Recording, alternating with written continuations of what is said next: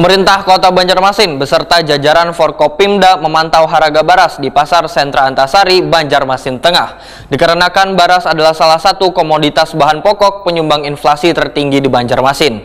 Tingginya inflasi ini kadang lantaran kosongnya persediaan beras di pasaran, namun dipicu lonjakan harganya.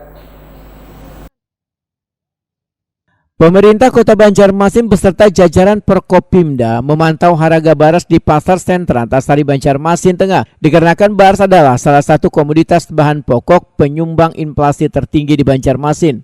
Wali Kota Banjarmasin Ibnu Sina Wetakuni Prima TV Baisukan Kamis 15 Desember 2022 memedahkan dari hasil pemantauan harga beras lokal Nangkaya Siam, Karangdukuh, Unus, Wan Mayang rata-rata dijual di kisaran Rp15.000 sampai Rp17.000 seliternya. Tingginya harga beras lokal ini menjadi penyebab lajunya inflasi di Banjarmasin. Ibnu Sina mengajak warga untuk mulai mengubah perilaku mengkonsumsi beras impor. Lantaran harganya lebih murah yaitu berkisar Rp11.000 sampai dengan Rp12.000 seliternya.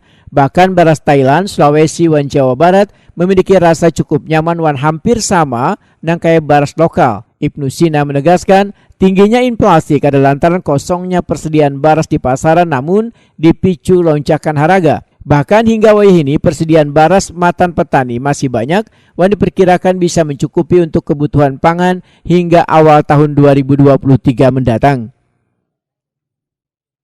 Nah, kami berharap tadi dari peninjauan ini kita bisa mendapatkan beberapa hal. Yang pertama, penyebab inflasi tertinggi itu ternyata memang masih di beras.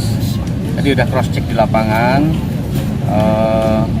beras lokal, beras Banjar itu di harga Rp15.000 bahkan sampai Rp17.000 per kilo, per liter. Nah, lalu kemudian terjadi pergeseran sebetulnya. Ini kan bukan berarti inflasi tinggi itu beras itu tidak ada di pasaran. Beras itu banyak di pasaran, bahkan itu surplus beras. Tetapi yang dikonsumsi oleh masyarakat itu beras Banjar. Nah, itu yang dijadikan patokan untuk angka inflasi. Nah, kalau kemudian perilaku ini kita bisa geser dan secara otomatis tadi karena tuntutan ekonomi sepertinya masyarakat mau bergeser ke harga beras yang Rp9.000, Rp11.000 tetapi tetap karau. Artinya pilihannya adalah beras Sulawesi atau beras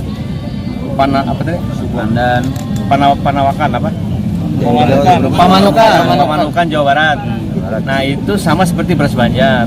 Harganya bisa lebih murah, Rp11.000, Rp12.000 tadi. Nah, perilaku itu memang terjadi. Tapi kalau kondisi normal, ya dia tidak bertahan lama. Ya mungkin seminggu, 2 minggu, sebulan akan turun lagi. Kalau ini kan berkelanjutan.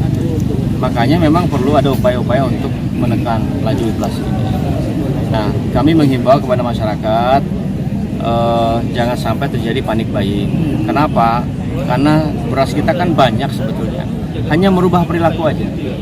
Kalau biasanya makan beras Banjar, ya ada juga penggantinya lah. Pengganti beras Banjar ini, atau beras lokal ini tetapi sama